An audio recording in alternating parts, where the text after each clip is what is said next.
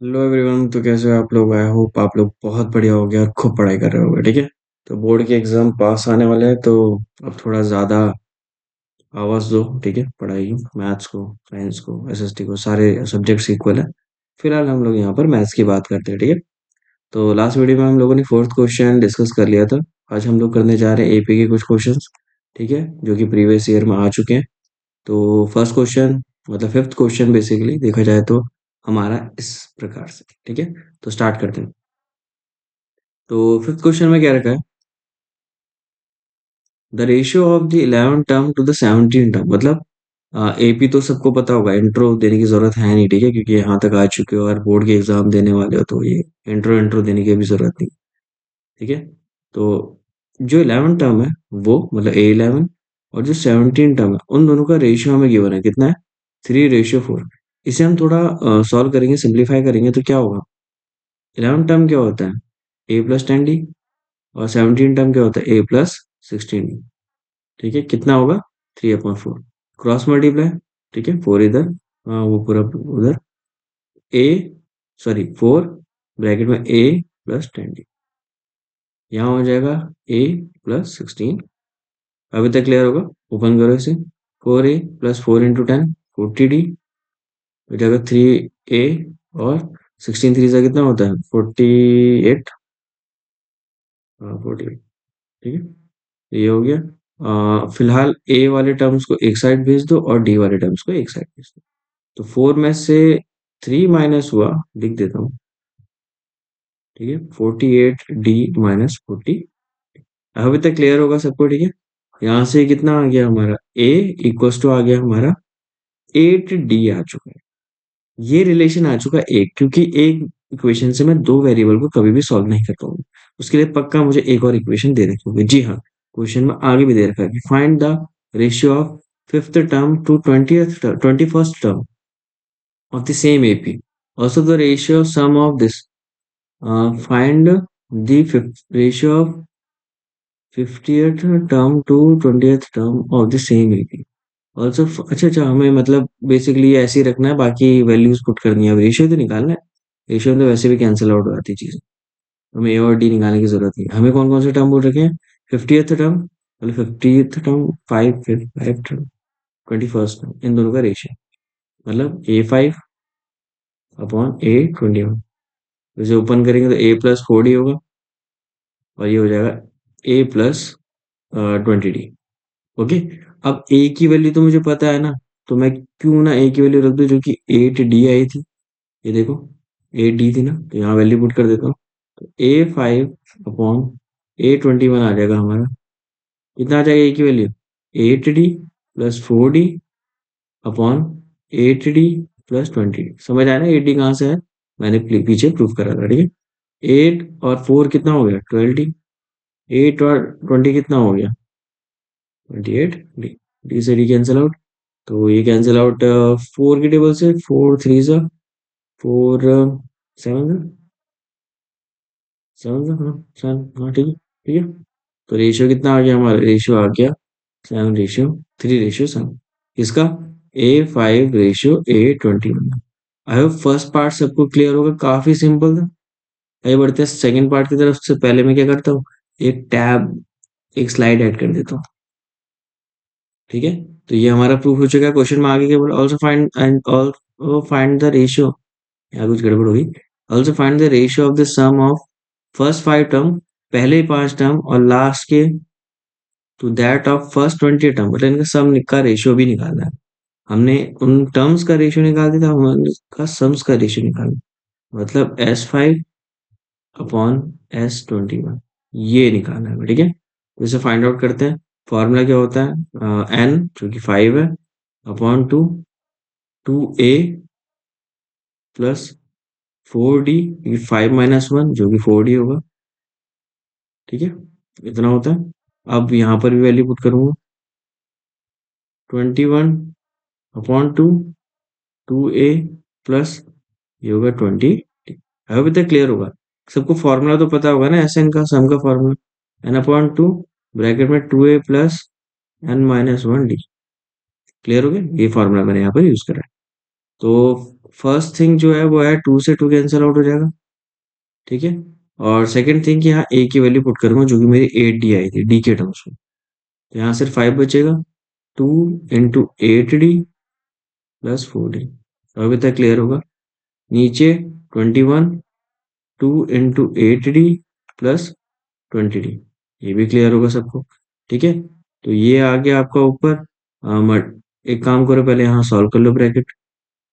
8 2 16D plus 4D और divided by 21, 8 2 16D again plus 20D। अभी तक क्लियर होगा। हो जाएगा 5, इन दोनों को ऐड कर दूंगा तो आ जाएगा 20D।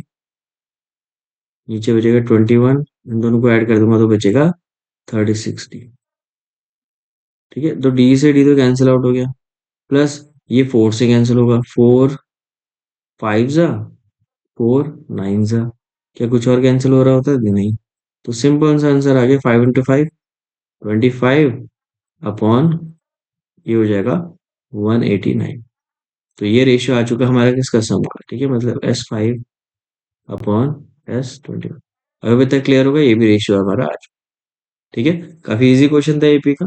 बढ़ते हैं एक और एपी की क्वेश्चन की तरफ, ठीक है। इस क्वेश्चन में क्या रखा है कि 250 logs are stacked in the following manners. मतलब टोटल मिला के आपको पता है AP A1 A2 A3 A4 dot dot dot dot, इन सबको मिला के मतलब सबको प्लस करके, ठीक है।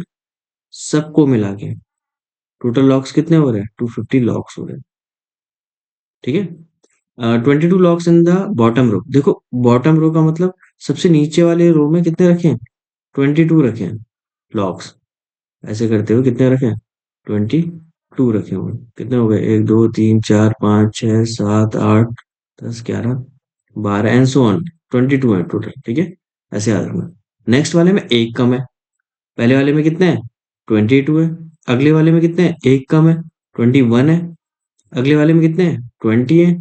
ऐसे ही एक पूरा गट्ठर बन रहा है, ठीक है। ऐसे करके एक के ऊपर एक ये लॉक्स का मतलब जो बल्लियां कह सकते हो, नहीं, जो कहते हैं बड़े बड़े वो जो लकड़ी के होते हैं, काट के लाते हैं वैसे करके, ठीक है। उनको ऐसे करके एक के ऊपर एक रखा गया ऐसे, ठीक है।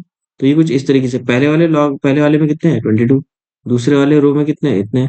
अगले वाले रो में कितने हैं? इतने। अगले वाले रो में कितने हैं बताया गया है कि एक एक कम होते जा रहे हैं, सो ऑन, ठीक है। एक एक कम होते जा रहे हैं, लेकिन टोटल कितनी वैल्यू है? टोटल है हमारी 250 लॉक्स, ठीक है। तो बोल रखा है कितने रोज बनेंगे, कितने रोज बनेंगे कि इन लॉग को पूरी की पूरी तरीके से रख दिया जाए। तो हमें नंबर ऑफ रोज निकालने वाला एन की वैल्यू निकालनी है, बेसिकली यही कह रखा है शायद। हाँ बिल्कुल। ये क्या दे रखा है? ये एस एन दे रखा है क्योंकि सारे लॉग्स का सम है, सबका मिला के, ठीक है। ये नहीं बोल रखा है कि एक में कितना है, दो में कितना है, तीन में। लास्ट वाले में 250 थोड़ी ना होगा, लास्ट वाले में तो कम होंगे ना, क्योंकि वैल्यू कम होते जा रही है। 22 थी, 21 20, ये जो है वो एस एन दे रखा है। तो मतलब एस एन हमें कितना दे रखा है? 250 लॉक्स कह सकते हो आप, ठीक है। तो फॉर्मूला रखते हैं। तो एस एन का फॉर्मूला क्या होता है? एन अपॉन, क्योंकि हमें एन ही निकालना है, 2a।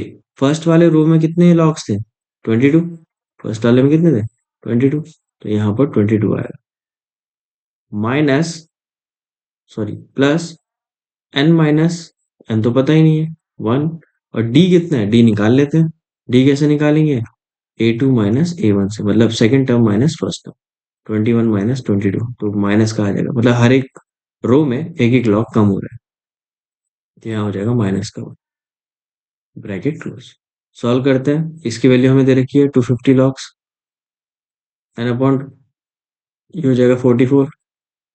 ये अंदर मल्टीप्लाई होगा तो पहले तो एन के साथ मल्टीप्लाई होगा, तो ये प्लस नहीं रहेगा, हटाओ इसको प्लस को, ठीक है। वेट, इरेजर लेता हूँ। ये प्लस नहीं रहेगा, ये क्या हो जाएगा?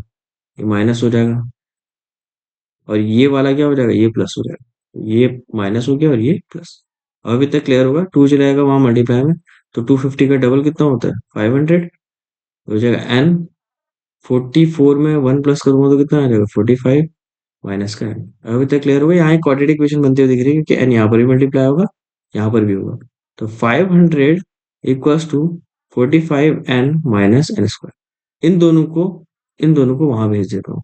तो जो एन स्क्वायर था वो प्लस का हो जाएगा, माइनस 45 एन, और प्लस का 500 इक्वल्स टू जीरो। अभी तक क्लियर होगा, क्वाड्रेटिक इक्वेशन बन चुकी है। करते हैं मिडिल टर्म स्प्लिटिंग, नहीं तो आप लोग इसमें वो क्वाड्रेटिक फार्मूला भी इस्तेमाल कर सकते हो। वैसे क्वाड्रेटिक फार्मूला इस्तेमाल करना काफी इजी रहता है, लेकिन यहाँ कुछ बड़ी वैल्यूज दिख रही है, इसलिए मैं खुद यहाँ पर मिडिल टर्म स्प्लिटिंग करना चाहूंगा। ठीक है, तो मिडिल टर्म स्प्लिटिंग का सबसे पहला रूल होता है कि इसका कोफिशिएंट और इसको मल्टीप्लाई करो, तो वो तो 500 ही आएगा। उसके फैक्टर्स करो, 2, 225, 250, सॉरी, 2, 125, 2, सॉरी कहाँ 2 से होगा, अब होगा 5 से, कितना होगा, 5 से होगा 225, अगेन 5 से 5, अगेन 5 से 12। अब अरेंज करोगे प्लस करके 45 आ जाए। ठीक है, 5 5 जा 25, इतना छोड़ देता हूँ, 2 जा 4, 4 2 जा, 2 2 जा 4, 4 5 जा 20, तो ये बन गया 20, और ये 5 25, तो देख रहा है 25 प्लस 20 हमारा बन रहा है 45। तो ये हो जाएगा एन स्क्वायर माइनस 25, बड़ा वाला नंबर हमेशा पहले आता है, और 20, एन 500। अभी तक क्लियर होगा? ठीक है, इतना सबको क्लियर होगा। एक स्लाइड ऐड करता हूँ, वेट। ठीक है, एक ब्लैंक स्लाइड ऐड करते हैं। तो कहाँ तक आ गया था हमारी वैल्यू? इतनी आ गई थी, मिनट मतलब हमने मिनट ना स्प्लिट कर दिया था। माइनस का 25 plus 20, N plus 500 equals to zero. N square minus bracket open करूंगा माइनस 25 के साथ, और एन भी 25 के साथ, और मैंने यहाँ 20 लिख दिया, पता नहीं क्यों। ठीक है, ये हो जाएगा 25 एन, अगेन माइनस इसके साथ तो माइनस, और एन गेन, तो 20 प्लस 500। अभी तक क्लियर होगा सबको? फर्स्ट टू टर्म से और लास्ट टू टर्म से कॉमन लूंगा। फर्स्ट टर्म से तो आ रहा है एन, तो बचा इस वाले में क्या, सिर्फ एन, यहाँ बचा 25, और लास्ट वाले टर्म से मुझे माइनस भी कॉमन दिख रहा है, 20 भी कॉमन दिख रहा है, यहाँ बचा सिर्फ एन, क्योंकि माइनस कॉमन ले लिया तो प्लस क्या हो जाएगा हमारा, माइनस, और बचेगा 25। आप इन दोनों को दोबारा मल्टीप्लाई कर लेंगे तो 500 ही मिलेगा। अब दोनों ये दिख रहे हैं कॉमन, तो एन माइनस 25 कॉमन बचा क्या, यहाँ पर सिर्फ एन बचा, माइनस यहाँ क्या बचा, 20 बचा। अभी तक क्लियर होगा? तो यहाँ पर एक बार इस ब्रैकेट को जीरो के इक्वल, एक बार इस ब्रैकेट को जीरो के इक्वल। ठीक है, तो हमारी दो वैल्यूज आ चुकी है यहाँ पर। ठीक है, कौन कौन सी? एक तो एन की वैल्यू 25 रहेगी, और एक एन की वैल्यू 20 रहेगी। अभी तक क्लियर होगा? मतलब या तो 25 लॉग्स होंगे, या फिर 20 लॉग्स होंगे। अभी तक क्लियर हो गया होगा? ठीक है, यही इसका आंसर था यहाँ पर।